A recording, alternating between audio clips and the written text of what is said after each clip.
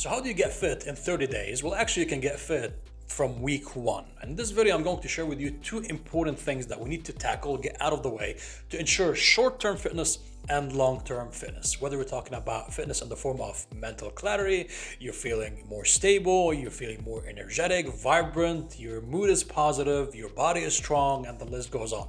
If you manage to control these two things, you're going to start a cascade of events which are going to have a positive impact on your life. So if you're new to our channel, feel free to destroy the subscribe button, because this channel is dedicated for busy professionals who want to live a fulfilling life, physically, mentally, emotionally, financially, having a full-on rounded form of fitness to help you go through life in the best way possible. This is the place for you.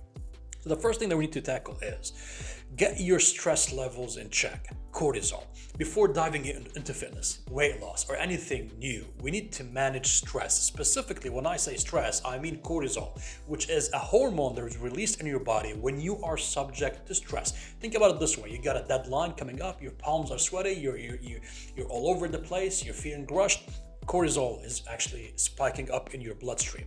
The downside of this is, if this happens too often for a long period of time, you're going to develop what's called as chronic stress, where cortisol just simply elevated in your bloodstream. And what does that do? First of all, physically, it shrinks your brain. Literally, it affects the brain structure. There have been studies on that subject, which makes you not think clearly. That's one. Poor decision making, fatigue, you're getting angry easily, everything gets under the skin, and you are on the path to what's called as a burnout. Not to mention you're getting sick quite often, colds, flus, your body is weak, everything just simply is going downhill. That's the effect of elevated cortisol for a long period of time. And when it comes to fat loss and weight loss, it literally holds on to body fat. Your body, when you have cortisol being too high for a long period of time, your body is clinging to body fat. No matter how much you do not eat, how much you exercise. Actually, exercise will make things worse in that case. Your body is going to have elevated cortisol and cling to body fat. So we need to manage stress. Go for a short walk, 30 minutes, open air, right? Have some good food. Enjoy some good company, relax, smile, laugh, everything which helps you feel good in a positive way and in a simple way that will get your stress levels down. Enjoy the sunlight, that will get your stress levels down. Just simply breathe deeply, it will help you get your stress levels down. Enjoy a good snack, that will get your stress levels down. No need for having an intensive workout session, because that will get your stress levels up. And when you're overly stressed, you don't want to do that. We got to be smart. And that's the whole point of the channel. Smart strategic tactics to get the best out of life in the best way possible, whether physically, mentally, emotionally, and financially. So join us if you're new to the channel. We're getting this out of the way. So that's the first thing. We need to get our stress in check by, first of all, answering what are the things that are stressing us out, how could we deal with them better.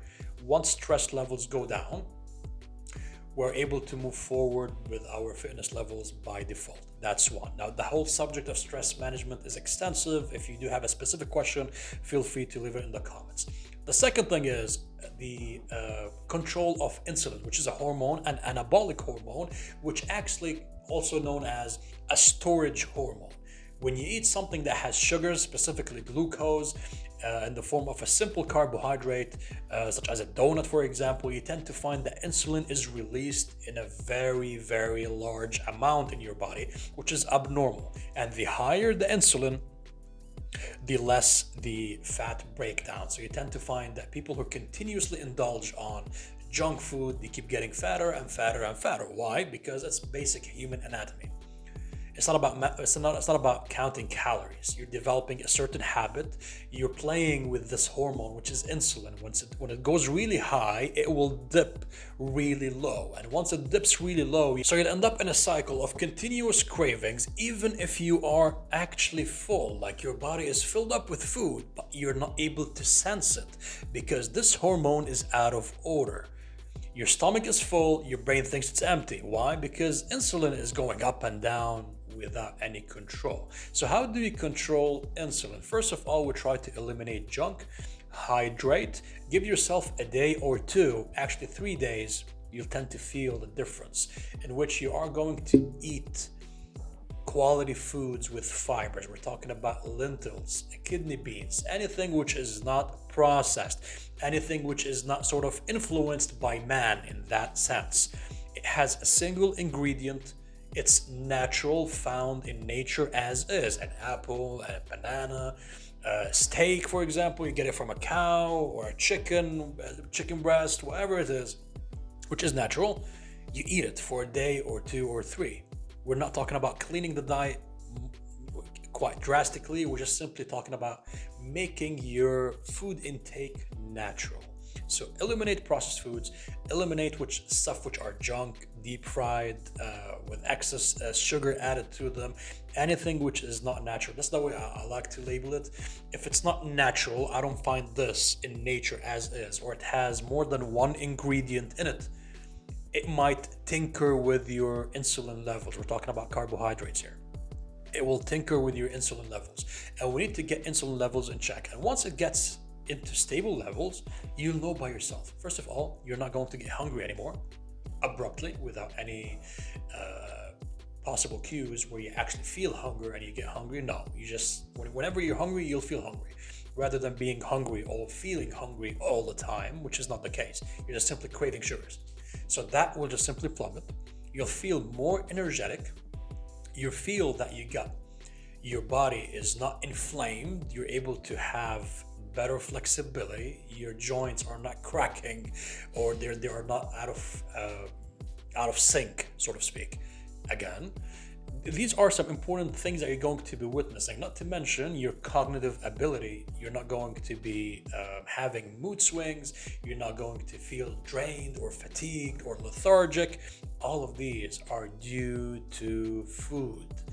We tend to blame ourselves that something is wrong with the way that you are thinking or whatever it is, but it's not. Something is wrong with what you're eating. And whatever that you're eating has a direct impact on what you're feeling and what you're thinking. Literally, it took me a lot of time, years upon years, to understand this. If you eat crappy food, you will feel and think in a crappy way. If you eat nutritious food, you will feel good and think in a really good way. So think about it this way. So out of this video, 2 important tips that you could use. Try to get your stress levels down.